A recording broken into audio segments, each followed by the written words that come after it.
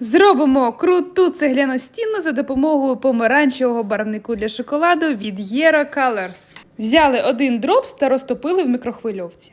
І тепер робимо суміш для велюру.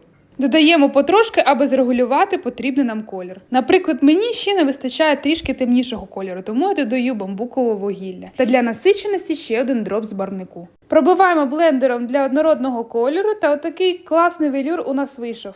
Просто рівномірно наносимо зверху, та потім ще один секретик вам розкажу.